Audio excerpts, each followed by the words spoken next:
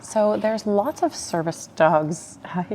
There's lots of types of service dogs out there, and they do all sorts of work for people. So I'd say probably the most common one that a lot of people are familiar with would be guide dogs. So those dogs are paired with someone who is blind or low vision, and they help guide them safely from point A to point B. I've had a lot of kind of spin-offs of like different ways that dogs can help people, and there's so many ways.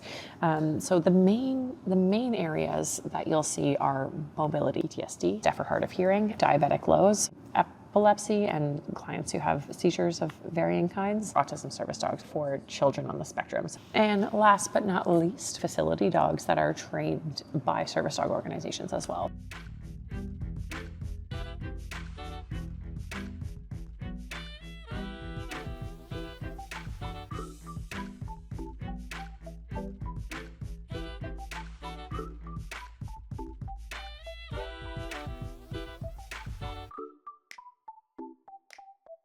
Service dogs actually start well before training or honestly even inception of the dog begins.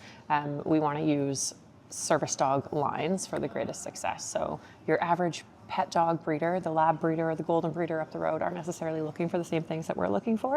So a really important piece is starting with our own breeding program and working with other service dog schools who are looking for the exact same qualities that we are looking for in our dogs. So dogs who are very settled in public places, dogs who are very neutral to distractions like other dogs or birds, not being super involved with their nose and needing to sniff everything, not needing to say hi to every person. We want them to be very friendly with people, but not necessarily seeking out attention from all kinds of people. And we're balancing genetics and training and experience and what we're setting them up for success for as well.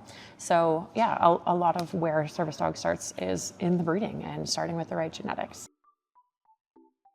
We're exposing them to all sorts of things to make sure that they're going to have a really confident life as a service dog. So we play videos of traffic jams and honking and construction sites, and we make sure we use the blender and the vacuum and all sorts of things around them to make sure that they're really resilient. So a lot of the early days of rearing are really kind of curated to that service dog future as well. And then they go off to live with our volunteer puppy raisers, and at that point they spend the first 18 months of their life entrenched in the public. So going to school with people, riding the bus, going to the grocery store, and getting used to all the sights and sounds of the human world.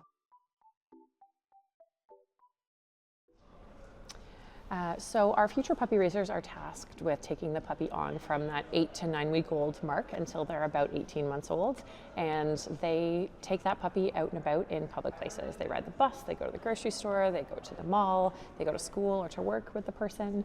And that person's responsible for just getting them entrenched in that public world. Again, something that a pet dog isn't totally normally doing with their person, but things like seeing muffin liners on the ground and settling under the table at a cafe and not getting up every time someone laughs or the door opens, and not getting up every time someone is talking to their handler.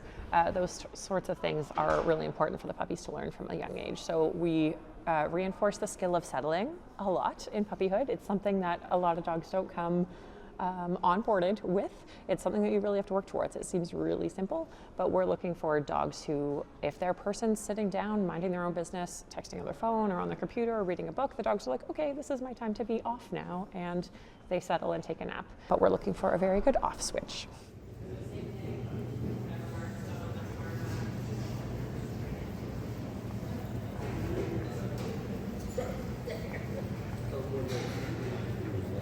Because the life changes as they So our puppy raisers are responsible for teaching those sorts of really basic behaviors. They also have a puppy manual of all the rules that they should be following and all the things that they're supposed to be teaching the dog and not teaching the dog. And we also have weekly puppy class until they're about 6 months old to help them onboard all of these skills.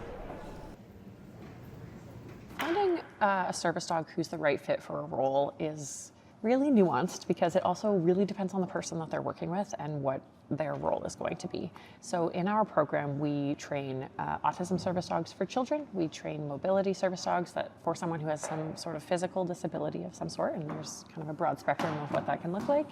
And we also train facility dogs.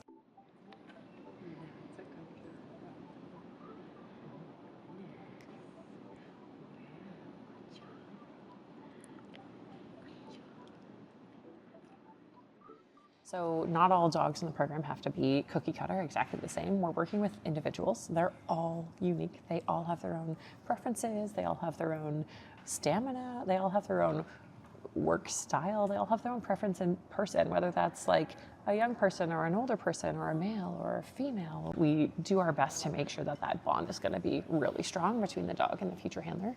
And we also tailor make our dogs to be what that person needs. So instead of taking a dog who doesn't enjoy retrieving and picking up something off the ground and kind of like hoping that we can force a square peg into a round hole and make them a mobility dog who loves to pick up their keys when they're dropped. We'll find dogs to fit those roles when they already have those innate desires that's kind of built into who they are and what they enjoy, so that we can make training fun and we can make them want to work with their person. And it's easier to have a dog who is biddable and wants to work with their person whenever they are kind of tasked to do that or asked to do that.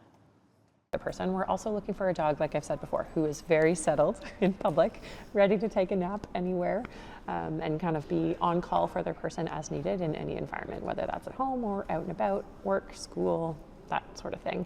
So the people who receive a service dog, they're just like you and I. They have jobs, they have work, they have errands they have to do, they have things they need to get done, they have hobbies they like to do. So those sorts of dogs need to be exposed to all sorts of environments and be ready to be anywhere where their person might be.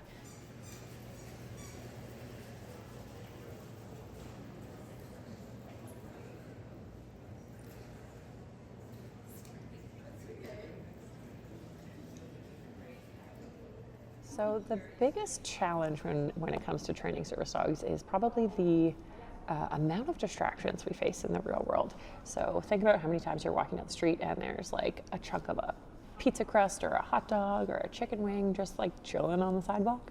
Those are the types of things that our dogs have to just walk right past and not help themselves to, especially if their handler's not always paying attention and they're not always, on the lookout for chicken wings. The dogs have to be honest about leaving those things and not being opportunistic to dive for those types of distractions on the floor.